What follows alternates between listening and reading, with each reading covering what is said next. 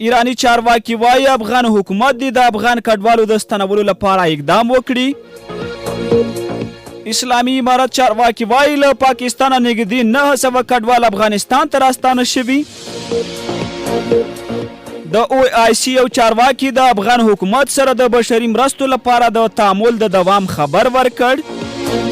او چین په امریکا تور پوري کوي چې جګړو ته لاره هواروي. سلام د NS میډیا مینوالو ستړي مشئ که چیرې زموږ چینل ته نوي راغلي زموږ چینل در سره سبسکرایب کړئ.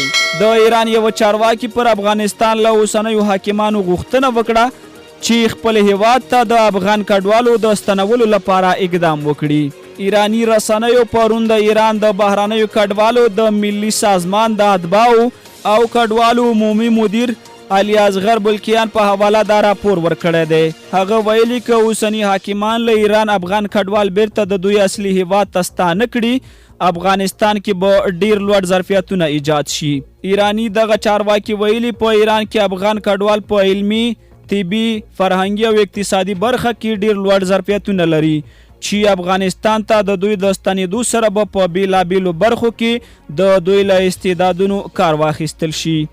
څه کم 3 کاله مخکې پر افغانستان د اسلامي امارت تر ولکې د بیا ټینګولو وروسته ګڼو افغانانو چې په دولتي او غیر دولتي ادارو کې کارونه کول د ایران ترڅنګ نورو ګاونډیو هیوادونو ته پناه یوړه. په دوی کې ځینې غربي هیوادونو ته د تللو په تمه دي او د ګاونډي هیوادونو په سفارتونو کې د پناه غوښتنې د دوسیو کارونه پر مخ ځي.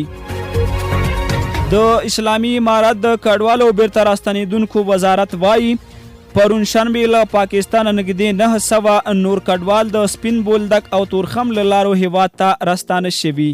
دغه وزارت نن یک شنبې پر خپله ایکس پاڼه لیکلي چې ټوټل 802 تنه کډوال له پاکستان څخه ایستل شوي چې د هغوی په منځ کې 612 تنه د سپین بولدک له لارې او 250 نور د تورخم له لارې افغانستان ته رسیدلی دي.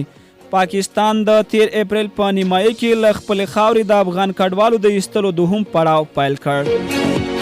د اسلامي همکارۍ سازمان یا OIC سکرتر جنرال حسین ابراهیم طه وایي چې په افغانستان کې له واکمن چارواکو سره د رغنده ډایلوګ او د بشري مرستو په هدف تعامل ته دوام ورکوي.